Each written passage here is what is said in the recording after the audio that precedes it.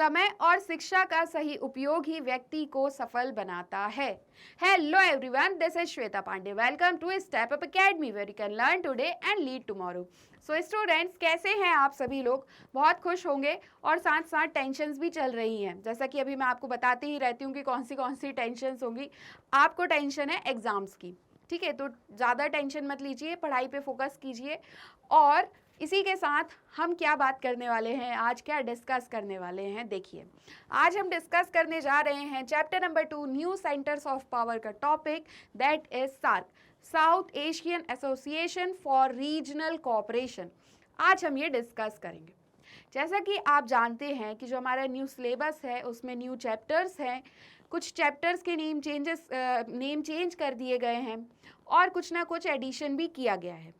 तो वही हम देखते हैं कि जो चैप्टर नंबर 2 है न्यू सेंटर्स ऑफ पावर, यहाँ पे ऐड किया गया है सार्क, ब्रिक्स। तो उन्हीं में से आज हम डिस्कस करने वाले हैं सार्क, ठीक है? तो हम क्या क्या डिस्कस करेंगे आज? हम देखेंगे कि सार्क का इस्टेब्लिशमेंट क्यों किया गया, मतलब क्या रीज़न था कि सार्क को इस्टेब्लिश करना पड़ा, कब इस्टेब्लिशमेंट किया गया, एज वेल एज हम देखेंगे मेंबर कंट्रीज़, है ना, कि किसने इसे इस्टेब्लिश किया, क्या रीज़न रहा, और फिर हम देखेंगे वर्क। तो ये सारी चीज़ें आज हम डिस्कस करने वाले हैं।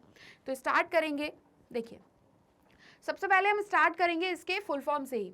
अगर हम देखें तो ये है South Asian association for regional cooperation.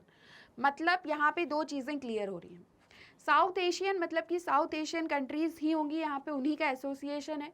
As well as किस चीज़ के लिए है ये? तो ये है रीजनल कोऑपरेशन के लिए। क्लियर हुआ?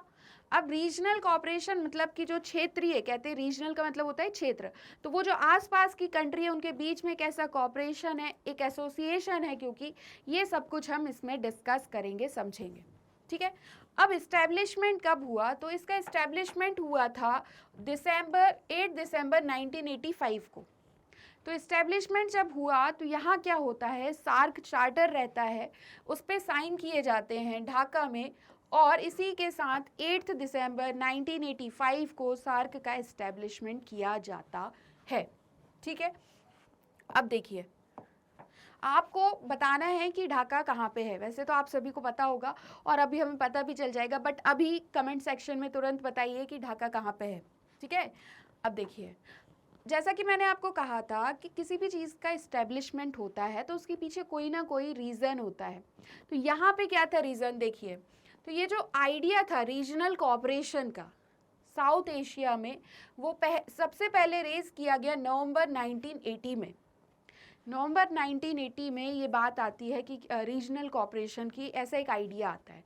तो यहाँ पे थे 7 फाउंडिंग कंट्रीज़ जो थी सार्क की, उनके देखिए यहाँ पे उनके कंसल्टेशन के बाद, तो यहाँ पे फॉरेन सेक्रेटरीज़ हैं। अब अगर कंट्रीज़ को बात करनी है, एक्सटर्नल बात हुई है, तो यहाँ पे कौन डिस्कस करेगा? जो फॉरेन सेक्रेटरीज होंगे वही करेंगे। तो उन्हीं के कंसल्टेशन के बाद फर्स्ट टाइम ये मिलते हैं कोलंबो में 1981 में। तो अब देख लेते हैं हम कि कौन सी मेंबर कंट्रीज़ रही हैं उस टाइम पे। Bangladesh, Bhutan, India, Maldives, Nepal, Pakistan and Sri Lanka. अब हम देखेंगे मैप पे। देखिए, यहाँ पे आपको समझ में आ जाएगा कि रीजनल कोऑपरेशन की जो हम बात कर रहे हैं, देखिए इंडिया है, मालदीव्स, श्रीलंका, नेपाल, भूटान, बांग्लादेश, पाकिस्तान।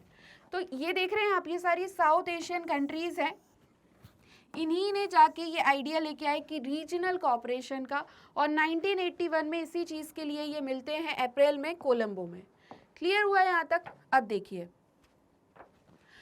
अगर आप बोलेंगे कि शायद सार्क में तो कंट्रीज़ कुछ और है, नंबर ऑफ कंट्रीज़, और यहाँ पे तो आप सिर्फ 7 फाउंडिंग मेंबर्स बता रहे हैं, तो देखिए ये सिर्फ 7 फाउंडिंग मेंबर्स हैं। फिर धीरे धीरे करके इनमें कंट्रीज़ जो ऐड हुई हैं, तो ऐसे समझिए जो अफ़गानिस्तान है ये न्यूएस्ट मेंबर है सार्क का। सार्क की 13th एनुअल समिट होती है 2005 में। यहाँ पे अफ़गानिस्तान न्यू मेंबर्स बन जाता है सार्क का। क्लियर हुआ? देखिए, अब अगर इसकी हेडक्वार्टर की बात करें कि कहाँ पे है, हेडक्वार्टर एंड सेक्रेटेरिएट जो है ऑफ द एसोसिएशन, ये काठमांडू नेपाल में है। क्लियर हुआ? एक बार ये सेक्रेटेरिएट, सार्क सेक्रेटेरिएट है, इसकी पिक्चर है ये, इसको देख लीजिए अच्छे से, तो अब आपको याद हो जाएगा कि कहाँ पे है ये। ऐसे लिख लीजिए, काठमांडू नेपाल में। क्लियर? अब ये हो गया सार्क एंड सेक्रेटेरिएट। देखिए अब ये जो कंट्रीज हैं उन्हीं के सिंबल हम यहाँ पे शो कर रहे हैं। आगे बढ़ते हैं। अब हम बात करते हैं प्रिंसिपल्स की। जैसा कि हम जानते हैं कि ऑर्गेनाइजेशंस के अपने कुछ प्रिंसिपल्स होते हैं, कुछ सिद्धांत होते हैं। क्या होते हैं? मतलब कि हम इन चीज़ों को तो ब्रेक नहीं करेंगे, ये चीज़ों को तो हम फॉलो करेंगे। जैसे अगर हम अपने कॉन्स्टिट्यूशन ऑफ इंडिया की बात करें तो यहाँ पे कुछ बेसिक रूल्स हैं, इन्हें फॉलो करना रहता है सभी को। इसी तरीके से सार्क के कुछ प्रिंसिपल्स हैं, उन्हें डिस्कस करेंगे हम। देखिए, cooperation within the framework of the SAARC shall be based on, मतलब जो कॉपरेशन है, ठीक है, सार्क में वो किन किन चीज़ों पे बेस्ड होगा ये देखिए। Respect for the principles of sovereign equality. अब सोवरेन इक्वालिटी का मतलब यहाँ पे ये है कि irrespective of population, geographical location, military powers, मतलब इन सारी चीज़ों को ध्यान में नहीं रखना है। ऐसा हो सकता है कि किसी कंट्री के पास मिलिट्री पावर कम है तो किसी कंट्री के पास मिलिट्री पावर बहुत ज़्यादा है। कोई कंट्री ऐसी हो सकती है कि जोग्राफिकल लोकेशन बहुत कम है तो किसी कंट्री का जोग्राफिकल लोकेशन बहुत ज़्यादा होगा। एज वेल एज पॉपुलेशन में भी हम सेम चीज़ देख सकते हैं। तो इन सारी चीज़ों के बेसिस पे इनइक्वालिटी नहीं करनी है, सोवरेन इक्वालिटी होगी। ठीक है। अब टेरिटोरियल इंटीग्रिटी होगी। ये एक इंटरनेशनल लॉ है, ये प्रिंसिपल ये है कि यहाँ पे भी इक्वालिटी की बात कर रहे हैं कि जो बाउंड्री एरिया होगा या जो टेरिटरी एरिया होगा उसे किस तरीके से प्रोटेक्ट करना है। ये भी टेरिटोरियल इंटीग्रिटी जो है उसका भी रिस्पेक्ट किया जाएगा।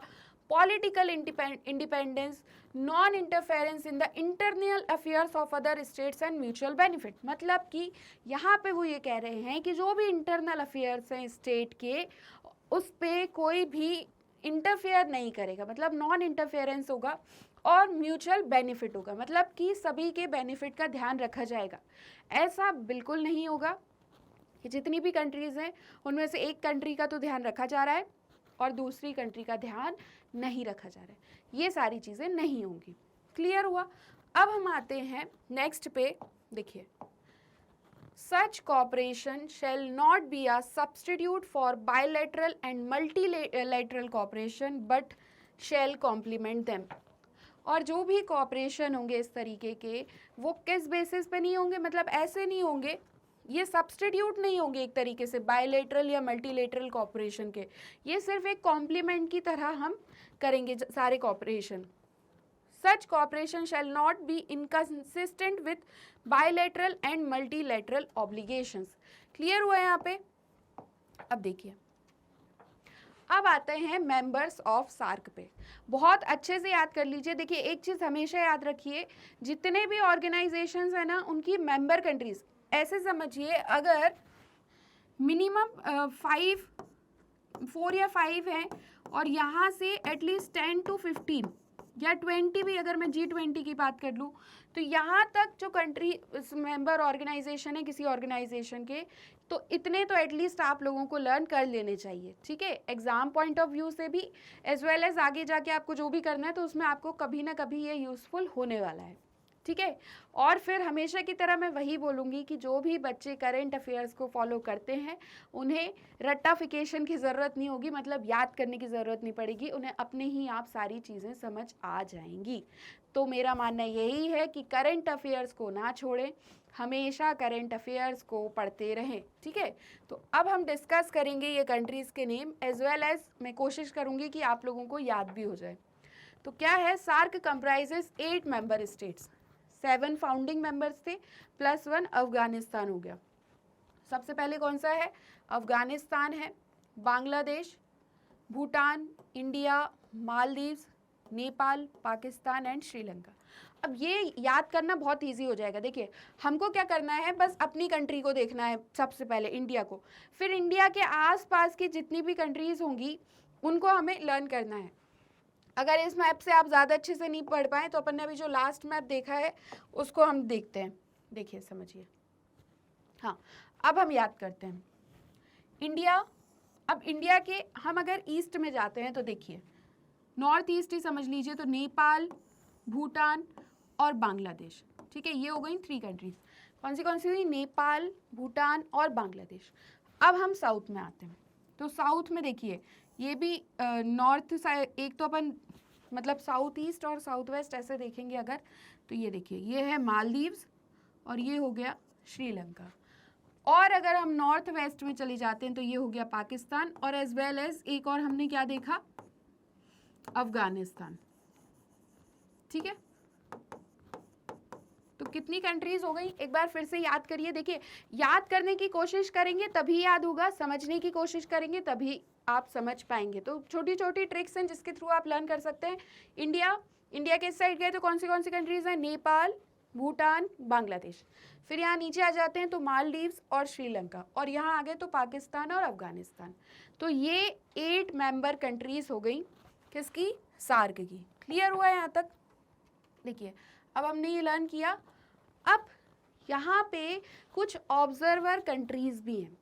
ऑब्जर्वर कंट्रीज मतलब देखिए there are currently 9 observers to SAARC, namely मतलब जो ये ऑब्जर्व करती हैं, सारी चीज़ों को देखती हैं, समझती हैं, और कहीं ना कहीं कुछ हेल्प अगर ज़रूरत है या जो भी है तो देख सकते हैं। तो ये कुछ 9 ऑब्जर्वर्स हैं यहाँ पे सार्क के लिए। तो सबसे पहले Australia, China, the European union, Iran, Japan, the Republic of Korea, Mauritius, Myanmar and the United states of America. ठीक है, तो कुछ तो अभी आपको याद हो गए होंगे, ये आपको लर्न करने की ज़रूरत नहीं है, बस समझने के लिए था।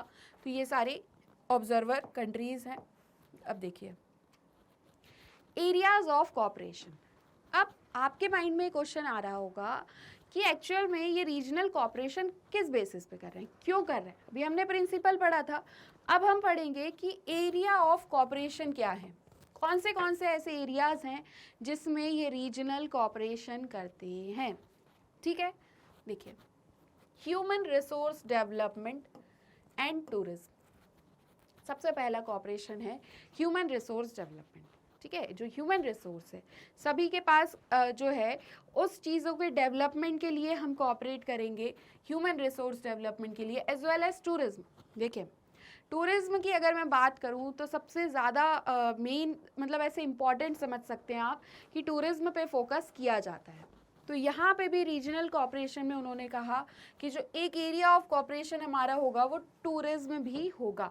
ठीक है, अब एग्रीकल्चर एंड रूरल डेवलपमेंट देख रहे होंगे, ये कुछ ऐसे टॉपिक्स हैं जो हम बहुत इजीली लर्न भी कर लेंगे और बहुत बेसिक से एरियाज हैं जो इम्पॉर्टेंट भी हैं। जैसे एग्रीकल्चर है तो एग्रीकल्चर पे फोकस करेंगे, रूरल डेवलपमेंट, ठीक है, एनवायरनमेंट, नेचुरल डिज़ास्टर्स, जैसा कि हम जानते हैं कि नेचुरल डिज़ास्टर्स जब भी आते हैं तो बहुत बुरी तरीके से अफेक्ट करते हैं, तो यहाँ पे नेचुरल डिज़ास्टर्स भी एरिया ऑफ कोऑपरेशन है। बायोटेक्नोलॉजी आज की डेट में सबसे ज़्यादा स्पीड में है जो बायोटेक्नोलॉजी ही है, तो उस पर भी कोऑपरेट करेंगे। Economic, trade and finance, social affairs, information and poverty alliance, alleviation, information and property alleviation, energy, transport, science and technology, education, security and culture and others.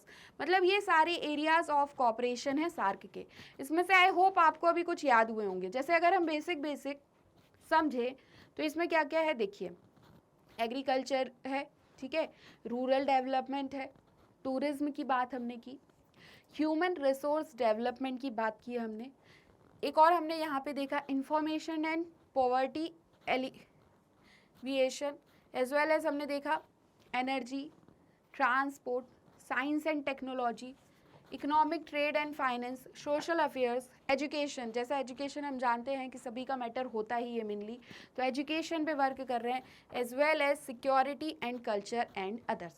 तो ये सारे एरियाज ऑफ कोऑपरेशन है, ठीक है। अब देखिए, अब क्वेश्चन ये आता है कि हमने बात कर ली कि कब इस्टेब्लिश हुआ, क्या प्रिंसिपल था, मतलब किस सिद्धांत पे थे कि ये बेसिक रूल को तो हमें फॉलो करना ही है, मतलब ऐसे अपन समझ सकते हैं, as well as areas of cooperation भी देख लिए। तो अब इतना सारा एक दूसरे के लिए ऐसा क्यों कर रहे हैं, क्या एक्चुअल में भलाई हो रही है, तो यहाँ पे हम पढ़ेंगे मेन ऑब्जेक्टिव क्या है, ऑब्जेक्टिव ऑफ दी सार्क। देखिए, तो जो ऑब्जेक्टिव्स ऑफ दी सार्क हैं यहाँ पे सबसे पहला ये है to promote the welfare of the people. Of South Asia and to improve their quality of life. मतलब यहाँ पे ये कह रहे हैं कि जो लोगों का भला है, कल्याण है, उसे प्रमोट करना, एज वेल एज उनकी जो क्वालिटी ऑफ लाइफ है ना, उसे भी इम्प्रूव करना है। ये मेन ऑब्जेक्टिव है। नेक्स्ट क्या है, और किसका करेंगे? पूरे वर्ल्ड के लोगों का नहीं, सिर्फ साउथ एशिया में। ठीक है, क्लियर हुआ। नेक्स्ट देखिए, to accelerate economic growth. Economic growth को एसिलरेट करना भी मेन ऑब्जेक्टिव है सार्क का। Social progress and cultural development. Social progress all over अगर हम देखें तो मेनली फोकस कर रहे हैं ये बहुत ही बेसिक चीज़ों पे कि सोशल प्रोग्रेस करना है। कल्चरल डेवलपमेंट मतलब कि जो संस्कृति है, सारी चीज़ें हैं, उनका भी डेवलपमेंट करना है in the region and to provide all individuals the opportunity to live in dignity and to realize their full potentials. देखिए यहाँ पे आप ऐसे समझ सकते हैं, अगर यहाँ थोड़ा सा सार्क टॉपिक रोक के अगर मैं डीपीएसपी की बात करूँ, ठीक है, हमारे कॉन्स्टिट्यूशन ऑफ इंडिया में, तो यहाँ पे भी यही सारी चीज़ें कही गई हैं कि वेलफेयर ऑफ द पीपल हो, डिग्निटी के साथ रहें। तो सेम उसी तरीके से अगर आपने डीपीएसपी थोड़े बहुत भूल गए हैं तो एक बार ज़रूर याद कर लीजिएगा, देख लीजिएगा, तो और अच्छे से समझ में आ जाएगा, क्योंकि हमने क्लास 11th में पढ़े थे। ठीक है ना। तो यहाँ पे क्या है कि जो एक्चुअल में वेलफेयर ऑफ द पीपल हो रहे हैं, अगर एसिलरेट कर रहे हैं इकोनॉमिक ग्रोथ को, तो एक्चुअल में क्या करना चाह रहे हैं कि लोग बाग जो हैं वो डिग्निटी के साथ रहें। ठीक है, और अपने फुल पोटेंशियल, मतलब उनमें कितना पोटेंशियल है उसे रियलाइज कर सके। इस तरीके की अपॉर्चुनिटी प्रोवाइड करें इंडिविजुअल्स को कि वो एक डिग्निटी के भी साथ रहें, एज वेल एज अपने पोटेंशियल्स को भी जान पाएँ, समझ पाएँ। ठीक है, to promote and strengthen collective self-reliance among the countries of South Asia। मतलब यहाँ पे ये कह रहे हैं कि जो कलेक्टिव सेल्फ रिलायंस है उसे प्रमोट करना और स्ट्रेंथन करना जितनी भी कंट्रीज हैं अभी साउथ एशिया में, सार्क मेंबर्स में। ठीक है, to contribute to mutual trust. Mutual trust को कंट्रीब्यूट करें, मतलब कि एक दूसरे पे भरोसा कर सकें हर तरीके से, उस चीज़ के लिए भी कंट्रीब्यूट करना। Understanding and appreciation of one another problems. मतलब यहाँ पे ये कह रहे हैं कि अंडरस्टैंड करना, एक दूसरे की जो प्रॉब्लम्स है उन्हें समझना, एज वेल एज एप्रिसिएशन, मतलब यहाँ पे कि उस चीज़ के लिए वर्क भी करना। ठीक है ना, जो प्रॉब्लम्स हैं। ऐसे अगर मैं यहाँ पे एग्जाम्पल लूँ, कोविड के टाइम पे तो ऐसा तो नहीं था कि सिर्फ इंडिया में ही था, ठीक है, ऑल ओवर वर्ल्ड में था। तो अब यहाँ पे सार्क क्या करेगा कि एक दूसरे की कंट्री की जो हेल्प करना है तो वो प्रॉब्लम्स को समझते कुछ ना कुछ हेल्प करेंगे, ऐसे यहाँ पे समझ सकते हैं। नेक्स्ट अगर हम देखें, टू प्रमोट एक्टिव कोलैबोरेशन, मतलब कि जो कोलैबोरेशन हो उसे प्रमोट करें लेकिन वो एक्टिव हो। ठीक है ना, ऐसा नहीं हो कि हाँ ठीक है कर रहे हैं, कोलैबोरेट कर रहे हैं बट ना कर रहे हो, ऐसा बिल्कुल नहीं करना है। प्रमोट करना active collaboration and mutual assistance, मतलब यहाँ पे म्यूचुअल असिस्टेंस करना है कुछ फील्ड में, जैसे कि इकोनॉमिक है, सोशल है, कल्चरल है, टेक्निकल है, साइंटिफिक फील्ड्स हैं। देखिए अगर क्या होता है ना, कभी कभी जैसे ही हम कुछ नेम सुनते हैं बहुत डिफरेंट से, ऐसे समझिए जैसे हमने सुना सार्क, ठीक है, जब आपके न्यूज़ सिलेबस में आया होगा आपने सुना होगा, तो आपको ये तो पता होगा कि हाँ यार ये हमने सुना तो है न्यूज़ वगैरह में। जैसे ब्रिक्स है, अगर हम बात करें आसियान की, तो ये सब आपने नाम सुने हुए हैं। ठीक है, बट हमें क्या लगता है कि पता नहीं क्या वर्क कर रहे होंगे। एक्चुअल में हमेशा यहाँ पे ये समझिए कि जो भी वर्क होते हैं किसी भी ऑर्गेनाइजेशन में, वो वेलफेयर के या अच्छे के लिए ही होंगे, या कुछ प्रॉब्लम हो रही होगी तो उसे ठीक करने के लिए होते होंगे। अगर अपन अभी सार्क पढ़ रहे हैं, यहाँ पे आप ऐसा आपको लग रहा होगा कि ऐसा लग रहा है कि जो सारी चीज़ें कॉन्स्टिट्यूशन ऑफ इंडिया में दी गई हैं वेलफेयर ऑफ द पीपल के लिए, वही सब कुछ हम यहाँ पे डिस्कस कर रहे हैं। जैसे अगर हम बात करें, देखिए इकोनॉमिक, सोशल, कल्चरल, ये सारी चीज़ें कहाँ हैं? हर जगह आपको मिलेंगी। तो एक बात हमेशा ये याद रखिए, आपके आंसर फ्रेमिंग में बहुत यूज़फुल होगा आपके लिए, कि आप जो भी पढ़ रहे हैं ना उसमें कुछ ना कुछ कॉमन चीज़ें हैं। अगर आप ब्रिक्स में देखेंगे तो वहाँ पे भी आपको इकोनॉमिक, कल्चरल काफ़ी सारी चीज़ें मिलेंगी। सार्क में आप देख रहे हैं तो आपको वही सारी चीज़ें मिल रही हैं। तो क्या होता है ना, दो चीज़ें होती है पढ़ाई में, जब हम पढ़ते हैं ना तो कैसे समझ में आता है, या तो हम चीज़ों को रट लें, जैसे अगर अपन यहाँ पे पढ़ने लगे और समझे टू प्रमोट एक्टिव कोलैबोरेशन, ऐसे करके नहीं, ऐसे ना पढ़ के समझें कि एक्टिव कोलिब्रेशन को प्रमोट करना है और म्यूचुअल असिस्टेंस कौन सी फील्ड में, इकोनॉमिक, सोशल, कल्चरल, टेक्निकल और साइंटिफिक फील्ड्स में। और अच्छा आंसर फ्रेमिंग अगर मैं आपको यहाँ पे बताऊँ तो आप पता कैसे पढ़ सकते हैं, देखिए जैसे कि अगर अपन ने एक ग्राफ बनाना सीखते हैं, ये ग्राफ बनाया, यहाँ आपने लिख लिया म्यूचुअल असिस्टेंस है सार्क का, ठीक है। अब किन किन चीज़ों पे करते हैं, तो यहाँ कितने एरियाज आ रहे हैं, देखिए 1 2 3 4 5, हमें कुछ नहीं करना है, ऐसे करके 5 लाइंस ड्रॉ करनी है। और ये जो आंसर है हमारे, अगर हम देखें सोशल, कल्चरल, ठीक है, scientific fields as well as, अब क्या रह गया हमारा, टेक्निकल और इकोनॉमिक, ठीक है। अब आप बताइए कि ये हम आंसर को एक पूरे लाइन में ऐसा पैराग्राफ वे में पढ़े या फिर उन्हें पॉइंट्स में ले आए और अच्छी तरीके से ग्राफिंग कर दें, तो ये जो आंसर होगा ना, ये आपको ज़्यादा अच्छे से क्लियर हो जाएगा। थोड़ा सा इस पर डिज़ाइन बन गई है, देखिए ऐसे समझिए, क्लियर हुआ आप। तो इस तरीके से आप आंसर फ्रेमिंग करेंगे तो बहुत अच्छे से याद हो जाएगा। आप विश्वास मानिए, जो सार्क जैसे टॉपिक है ना, वो भी 1-1 2-2 पेज पे आ जाएंगे, बस हमें ग्राफिंग सीखनी है कि हम कहाँ पे कर सकते हैं, ठीक है। क्लियर हुआ, इसको ड्रॉ करना है तो आप लोग भी ड्रॉ कर लीजिएगा और इस तरीके से बना लीजिएगा। अब देखिए नेक्स्ट हम आते हैं, और क्या इनका वर्क है, to strengthen cooperation with other developing countries. और जितनी भी डेवलपिंग कंट्रीज हैं, डेवलप्ड नहीं डेवलपिंग, मतलब जो डेवलप हो रही हैं, उनके साथ भी कोऑपरेशन को स्ट्रेंथन करना, अच्छे से करना, बढ़ाना, ठीक है।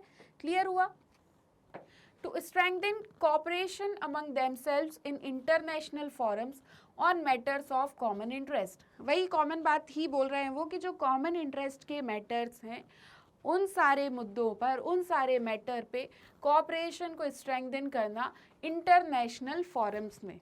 मतलब ये जितनी भी कंट्रीज़ हैं तो वो अपने कोऑपरेशन को स्ट्रेंथन करेंगी इंटरनेशनल फोरम्स में। क्लियर हुआ, to cooperate with international and regional organizations with similar aims and purposes. मतलब यहाँ पे देखिए इस तरीके से कोऑपरेशन की बात कर रहे हैं वो। उनका कहना ये है कि चाहे इंटरनेशनल फोरम्स हो, चाहे कोई भी बात हो जो रिलेटेड हो इंटरनेशनल या रीजनल ऑर्गेनाइजेशन से। मान लीजिए जितनी भी कंट्री है, अगर उनका कोई रीजनल ऑर्गेनाइजेशन है या कोई इंटरनेशनल ऑर्गेनाइजेशन है, तो वहाँ पे हमें अपने आप को ऐसे रिप्रेजेंट करना है। मतलब ये सार्क कंट्री है, सब एक साथ है, तो ये रिप्रेजेंट करने का मतलब ये है कि जो सिमिलर एम्स हो और सिमिलर पर्पसेस हो, हम कहीं भी जाके अगर रिप्रेजेंट करें तो हमें मेन फोकस करना है कि यार पूरे जो हम रीजनल कोऑपरेशन की बात कर रहे हैं, वही सारी चीज़ें हम वहाँ पे भी करें। क्लियर हुआ। अब देखिए, अब आते हैं प्रिंसिपल ऑर्गन्स पे। Meeting of heads of state और गवर्नमेंट, जो प्रिंसिपल ऑर्गन्स हैं, तो यहीं पे हम ये डिस्कस करेंगे। तो जो मीटिंग्स होती हैं हेड्स ऑफ स्टेट्स या फिर गवर्नमेंट की, तो देखिए meetings are held at the summit level usually on an annual basis. तो जब भी जो स्टेट के हेड हैं या गवर्नमेंट है, उनकी मीटिंग्स होती है तो वो एनुअली होती है और समिट लेवल पे होती है, ठीक है। मतलब एनुअल बेसिस, साल में जैसा भी रहता है उस बेसिस पे इनकी मीटिंग्स होती हैं। Standing committee of foreign secretaries, अभी हम फॉरेन सेक्रेटरीज़ की ही बात कर रहे थे, हमने स्टार्टिंग की थी कि अप्रैल 1981 में जाके वो लोग मिलते हैं फॉरेन सेक्रेटरीज़। तो यहाँ पे ये बोल रहे हैं कि जो स्टैंडिंग कमेटी हैं, यहाँ पे स्टैंडिंग कमेटी होती है फॉरेन सेक्रेटरीज़ की, ठीक है। The committee provides overall monitoring and coordination. तो जो ये स्टैंडिंग कमेटी है, ये क्या प्रोवाइड कर रही है, देखिए मॉनिटरिंग भी करती है और कोऑर्डिनेशन भी प्रोवाइड करती है। डिटरमाइंस प्रायोरिटीज़, ये जो फॉरेन सेक्रेटरीज़ की स्टैंडिंग कमेटी है, ये प्रायोरिटीज़ को डिटरमाइन करेगी। मतलब मान लीजिए अगर 5 पॉइंट्स इनके सामने आ रहे हैं, कोई भी 5 पॉइंट्स हो सकते हैं, तो यहाँ पे ये डिसाइड करेंगे कि प्रायोरिटीज़ किस चीज़ की है, वो भी यही करेंगे। मोबिलाइजेज रिसोर्सेज का मोबिलाइजेशन होगा and approves projects and financing, और जितने भी प्रोजेक्ट्स और फाइनेंसिंग से रिलेटेड अप्रूवमेंट हैं या अप्रूवल्स हैं, वो भी फॉरेन सेक्रेटरीज़ की स्टैंडिंग कमेटी के थ्रू ही होगा। अब देखिए तो अब हम बात करेंगे सेक्रेटेरिएट की। सेक्रेटेरिएट मतलब होता है सचिवालय, ठीक है। जैसा कि अभी हमने देखा था, आपको मैंने पिक्चर भी दिखाई थी कि ये सार्क एंड सेक्रेटेरिएट है। तो यहाँ पे देखेंगे कि कब इस्टेब्लिशमेंट हुआ है। तो ये इस्टेब्लिश हुआ था 16 जनवरी 1987 को काठमांडू में, ठीक है। अब अगर हम इसके रोल की बात करें तो मेन रोल क्या होगा, कोऑर्डिनेशन करना, है ना। तो कोऑर्डिनेशन के लिए क्या है, कोऑर्डिनेटर होगा, ठीक है, और मॉनिटर करना। तो जो इसका रोल है वो यही है, क्या है देखिए, its role is to coordinate and monitor the implementation of SAARC activities. मतलब कि जितनी भी सार्क एक्टिविटीज़ हैं इसको हम एक तरीके से कोऑर्डिनेटर ही कह सकते हैं, क्योंकि ये क्या कर रहा है, कोऑर्डिनेट और मॉनिटर करता है जितनी भी सार्क एक्टिविटीज़ हैं, एज वेल एज उनके इम्प्लीमेंटेशन का भी वर्क कौन करता है, SAARC secretariat. Service the meetings of the association and serve as a channel of communication. मतलब जितनी भी मीटिंग्स होती हैं एसोसिएशन की उसके लिए भी ये सर्व करता है, as well as channel of communication है, ठीक है ना। अब इतनी सारी कंट्रीज़ हैं, एक दूसरे को नॉलेज, इंफॉर्मेशन, कम्युनिकेशन, हर एक चीज़ की ज़रूरत होगी। तो यही काम कौन कर रहा है, सेक्रेटेरिएट कर रहा है between SAARC and other international organisations, और एज वेल एज कम्युनिकेट किसे करेगा, इंटरनेशनल ऑर्गेनाइजेशंस और सार्क के बीच में जो भी है वो भी यहीं से कम्युनिकेशन होगा। क्लियर हुआ। तो एक बार फिर से इसको रिवाइज करते हैं और समझिए। हम बात कर रहे थे सेक्रेटेरिएट की। तो सेक्रेटेरिएट कहाँ पे, काठमांडू में है। इस्टेब्लिशमेंट कब हुई, तो 16 जनवरी 1987 को इस्टेब्लिश हुआ है। रोल क्या है, coordinate, monitoring and implementation of the SAARC activities, ठीक है। चैनल ऑफ कम्युनिकेशन है ये between SAARC and international organisations. यहाँ तक क्लियर हुआ। अब देखिए समझिएगा, हम ये देख रहे हैं कि जो सार्क सेक्रेटेरिएट है उसमें कौन कौन होगा। जैसे सचिवालय हम देखते हैं हमारे यहाँ पे, समझ लीजिए कुछ नहीं करना आपको, बस इतना सा ध्यान रखना है कि हर जगह, चाहे हम एक कंट्री की बात कर रहे हों, किसी स्टेट की बात कर रहे हो, हमारे जैसे इंडिया में जो स्टेट्स हैं उनकी बात कर रहे हैं, ठीक है, या फिर हम इंटरनेशनल लेवल पे बात कर रहे हैं, इसमें हमेशा एक ना एक हेडक्वार्टर होगा, कुछ ना कुछ वर्क होंगे, एज वेल एज एक स्ट्रक्चर होगा, मतलब एक बॉडी होगी जिसमें कौन कौन है वो बताया जाएगा। मेन फोकस हमें यही करना है। चाहे आप कोई भी ऑर्गेनाइजेशन पढ़ लीजिए उठा के, आसियान, सार्क, ब्रिक्स, EU, जो भी आप पढ़ेंगे आपको इसमें मेन चीज़ें ये दिखेंगी। तो आप ऐसा कर सकते हैं कि जितने भी ऑर्गेनाइजेशंस आपको दिए गए हैं सिलेबस में, उन्हें एक काम करें, आपके जो नोट्स हैं उसमें ना एक ऐसा नोट्स अलग से बना लीजिए 4-5 पेज का, जिसमें सिर्फ ऑर्गेनाइजेशंस ही होंगे। तो वहाँ पे आप सबके हेडक्वार्टर्स लिख लीजिए, देख लीजिए कि इनके वर्क क्या क्या हैं और कौन सी मेंबर कंट्रीज़ हैं और कौन कौन इसमें होता है। तो उसी तरीके से अगर हम बात करें कि यहाँ पे सेक्रेटेरिएट में कौन कौन है, तो देखिए सेक्रेटरी जनरल होंगे, इसमें 7 डायरेक्टर्स होंगे and the general services staff, ठीक है। एक बार ये पिक्चर भी देख लीजिए, कुछ रिलेटेड ही है इससे। क्लियर हुआ, सार्क सेक्रेटेरिएट है ये। अब और यहाँ के लोग हैं, ठीक है। तो जो सेक्रेटरी जनरल हैं इन्हें कौन अपॉइंट करता है। अब बात तो ये भी आएगी ना कि यहाँ पे ऐसा एक कुछ पार्शियलिटी तो नहीं हो रही है। हर एक वर्क में इम्पार्शियलिटी होना सबसे ज़्यादा ज़रूरी है ना, मतलब कि इम्पार्शियल होना ज़रूरी है। तो यहाँ पे ये कह रहे हैं कि जो इनके सेक्रेटरी जनरल है इनका अपॉइंटमेंट कौन करेगा, तो इनके अपॉइंटमेंट करते हैं council of ministers on the principle of rotation for a non renewable tenure of 3 years। मतलब कि 3 चीज़ें यहाँ से क्लियर हुई। हम इसको भी ऐसे देख लीजिए, ऐसे लिख लीजिए आप लोग कि सेक्रेटरी जनरल हैं, ठीक है। अब इनका अपॉइंटमेंट कौन कर रहा है, इनको अपॉइंट कर रहे हैं काउंसिल ऑफ मिनिस्टर्स। और कितने टाइम के लिए कर रहे हैं, अगर मैं बात करूं तो 3 years के लिए। एज वेल एज हमने देखा कि नॉन रिन्यूएबल होगा, मतलब ये फिर से नहीं बनेंगे। क्लियर हुआ। और प्रिंसिपल ऑफ रोटेशन, मतलब कि रोटेशन प्रिंसिपल होगा। जैसे अगर हम ब्रिक्स की बात करें तो ब्रिक्स में मीटिंग कैसे होती है, जैसे पहली बार अगर पहले फर्स्ट मीटिंग ब्राज़ील में हुई तो नेक्स्ट रशिया में, देन इंडिया में, देन चाइना में, देन साउथ अफ्रीका में। सेम उसी तरीके से यहाँ पे जो अपॉइंटमेंट हो रहा है सेक्रेटरी जनरल का, वो प्रिंसिपल्स ऑफ रोटेशन पे चल रहा है। कि एक एक करके सबको बनाया जाता है। क्लियर हुआ? अब देखिए, अब आती हैं सार्क स्पेशलाइज्ड बॉडीज, मतलब कि सार्क से रिलेटेड जो स्पेशलाइज्ड बॉडीज है उन्हें हम डिस्कस करेंगे। देखिए सबसे पहले कौन सी है, तो यहाँ पे है सार्क डेवलपमेंट फंड, जिसे हम कहते हैं SDF। क्लियर हुआ? तो सार्क डेवलपमेंट फंड में क्या है ये देखते हैं हम। Its primary objective is funding of project based collaboration in social sectors.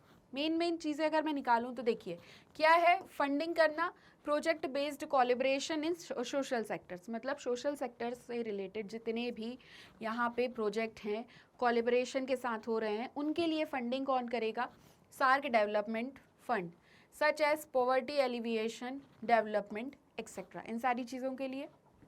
SDF is governed by a board consisting of representatives from the Ministry of Finance of the member states। अब जैसा कि हम देख रहे थे कि फॉरेन सेक्रेटरीज का अपना एक रोल है, उसी तरीके से ये जो मेंबर ऑफ स्टेट्स में यहाँ पे मिनिस्ट्री ऑफ फाइनेंस है वो इन्हीं का सबका बोर्ड है और यही क्या करते हैं, गवर्न करते हैं SDF को। मतलब कि जितनी भी मेंबर स्टेट्स हैं, हर एक मेंबर स्टेट में मिनिस्ट्री ऑफ फाइनेंस है, मतलब हर एक स्टेट में मिनिस्ट्री ऑफ फाइनेंस है, तो यही लोगों का एक बोर्ड बनाया गया है और इसको गवर्न करते हैं ये लोग, किसे, SDF को। ठीक है, the governing council of SDF, finance ministers of member states, overseas the functioning of the board.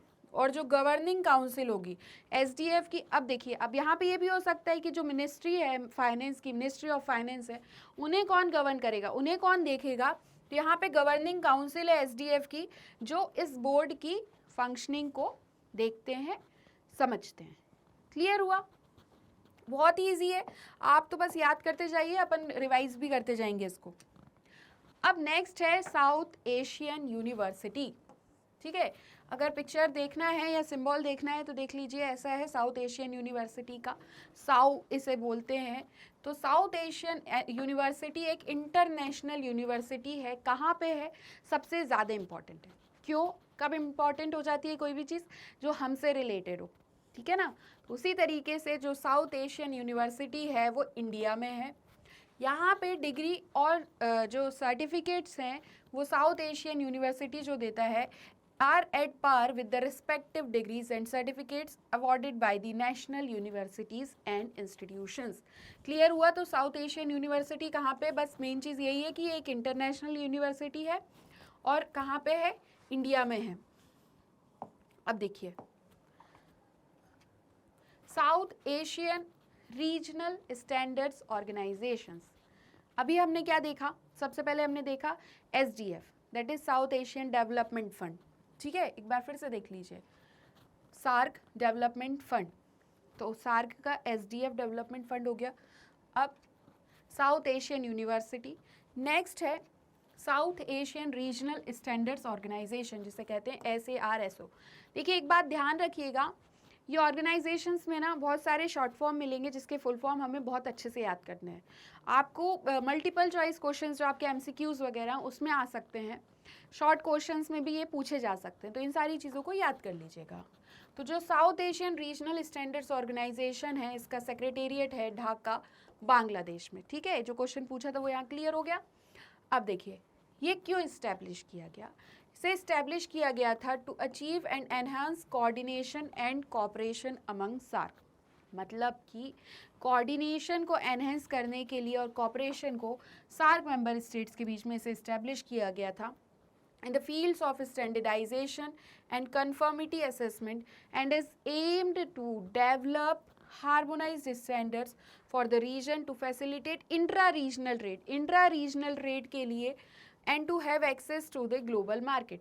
Main focus यहाँ पे देखिए कुछ नहीं है, बस इतना याद रखिए, South Asian regional standards organisation main कहाँ पे है, facilitate intra regional trade facilitate करने के लिए और ग्लोबल मार्केट में एक्सेस हो सके इस चीज़ के लिए वर्क करता है।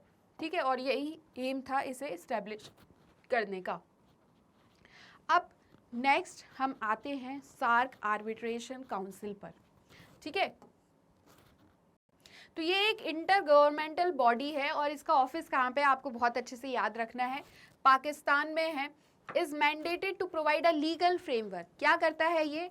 लीगल फ्रेमवर्क प्रोवाइड करता है या फिर ये एक फॉरम प्रोवाइड करता है within the region for free and efficient settlement of commercial, industrial, trade, banking, investment and such other disputes. मतलब कि ये सारी जो चीज़ें हमने पढ़ी, चाहे अगर हम बात करें commercial, industrial, trade, banking, investment, इस तरीके के जो भी डिस्प्यूट्स हैं, तो इसमें फ्री और एफिशिएंट सेटलमेंट हो सके उसके लिए लीगल फ्रेमवर्क प्रोवाइड करता है। कौन प्रोवाइड करता है? SAARC arbitration council.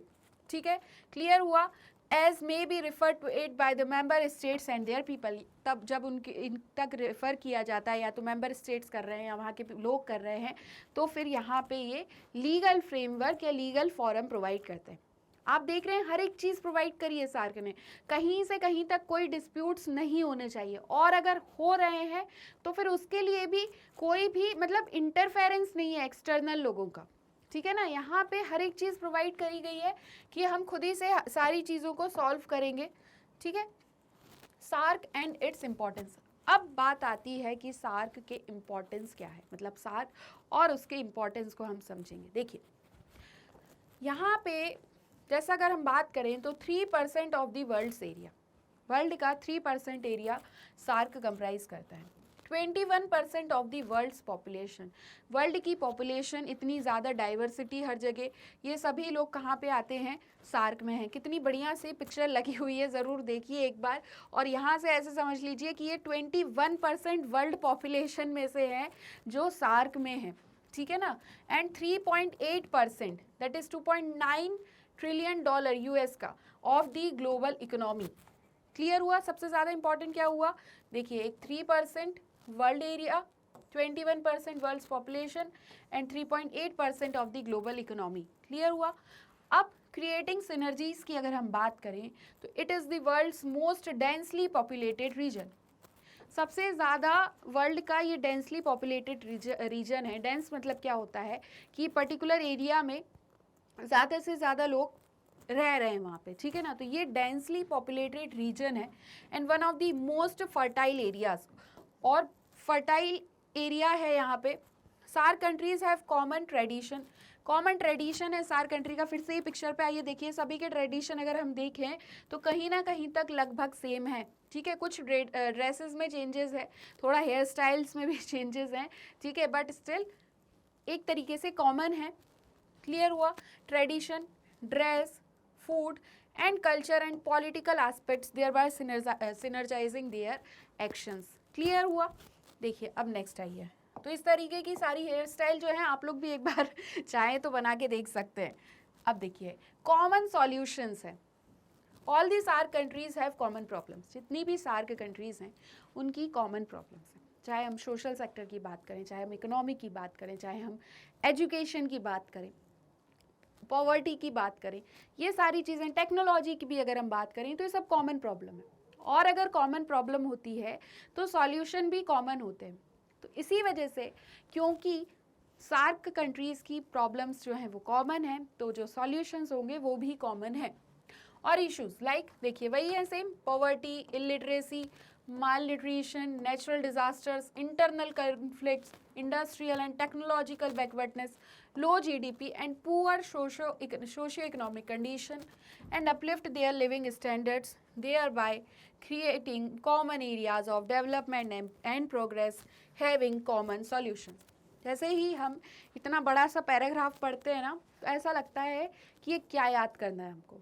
अब आप खुद बताइए, एक जनरल चीज़ बताइए, अगर हम इंडिया में देखें तो कॉमन प्रॉब्लम्स क्या क्या होंगी, आप खुद बताइए। सबसे पहले इलिटरेसी, अभी उस पर वर्क किया जा रहा है बट कॉमन है ना। एज वेल एज अगर हम बात करें टेक्नोलॉजी की, हम कहीं ना कहीं कहते हैं यार बाहर की कंट्रीज़ में इतनी ज़्यादा टेक्नोलॉजी है, हमारे यहाँ भी है बट इम्प्लीमेंटेशन कहीं ना कहीं तक हमें ऐसा लगता है कि नहीं किया गया है, ऐसे समझ सकते हैं। माल न्यूट्रिशन की अगर हम बात करें, कुपोषण, ठीक है, आज भी देखा जाता है इंडिया में काफ़ी स्टेट्स में ऐसी काफ़ी जगह हैं जहाँ पे बच्चों को उस तरीके का न्यूट्रिशन ही नहीं प्रोवाइड किया जा रहा है, तो इस वजह से माल न्यूट्रिशन है। नेचुरल डिज़ास्टर्स देखेंगे अगर हम, तो सभी जगह कॉमन ही रहते हैं, चाहे हम फ्लड देख लें, चाहे लैंडस्लाइड्स देख लें, सब जगह कॉमन है। इंटरनल कन्फ्लिक्ट्स, ये भी सेम है। इंडस्ट्रियल और टेक्नोलॉजिकल बैकवर्डनेस जो हमने बात कही, ठीक है। पुअर सोशल मतलब लो जीडीपी है as well as poor socio economic conditions है।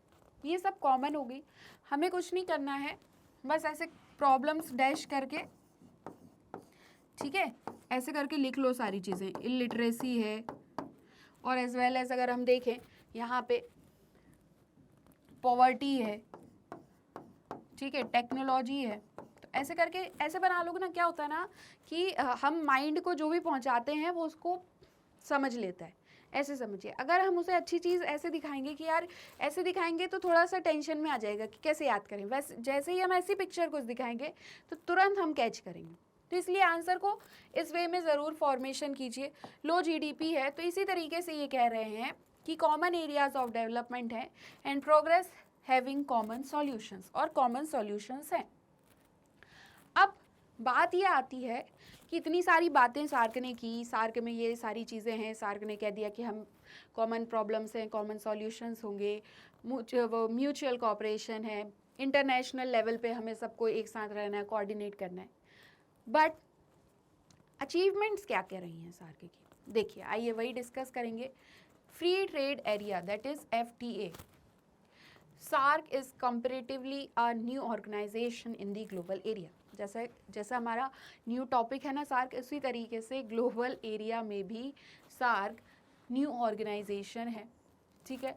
जो मेंबर कंट्रीज़ हैं उन्होंने इस्टेब्लिश किया है free trade area which will increase their internal trade. Free trade area किया है मतलब काफ़ी सारी चीज़ों को आना जाना, ट्रांसपोर्ट, सारी चीज़ों को और भी टैक्स से रिलेटेड सारी सब कुछ चीज़ें जब फ्री कर दी जाती हैं तो उसकी वजह से इंटरनल ट्रेड बढ़ेगा and lessen the trade gap of some states considerably, और जो ट्रेड गैप था उसे कम कर दिया गया, ठीक है।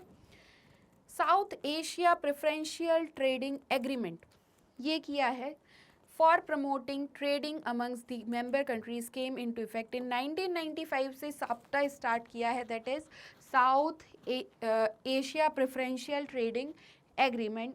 ये भी इसलिए किया गया ताकि प्रमोट कर सकें ट्रेड को मेंबर कंट्रीज़ के बीच में। मेनली अगर आप ये पिक्चर देखेंगे तो हर जगह कॉपरेशन की बात की जा रही है, कोऑर्डिनेशन की बात की जा रही है, म्यूचुअल ट्रस्ट की बात की जा रही है, ठीक है। तो अचीवमेंट्स में सबसे पहले हमने क्या देखा, फ्री ट्रेड एरिया है।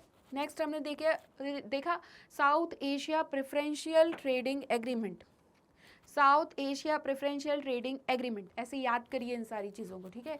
अब आते हैं हम साफ्टा पे, तो ये है अ फ्री ट्रेड एग्रीमेंट, ये भी एक फ्री ट्रेड एग्रीमेंट है, कन्फाइंड टू गुड्स के लिए है, बट एक्सक्लूडिंग, कुछ चीज़ें एक्सक्लूडेड है इसमें, all services like information technology नहीं होगा इसमें।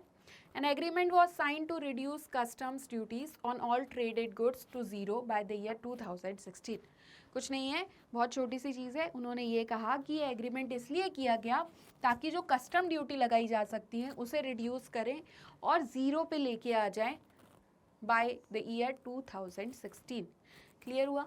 अब देखिए SAARC agreement on trade in services, देखिए साफ्टा से पहले हमने साप्टा पढ़ा, अगर क्वेश्चन आए कि साप्टा कब हुआ है तो 1995 से आया है, और ज़ीरो बात करने की कब तक कही है कस्टम ड्यूटीज़ की, तो 2016 तक कही थी।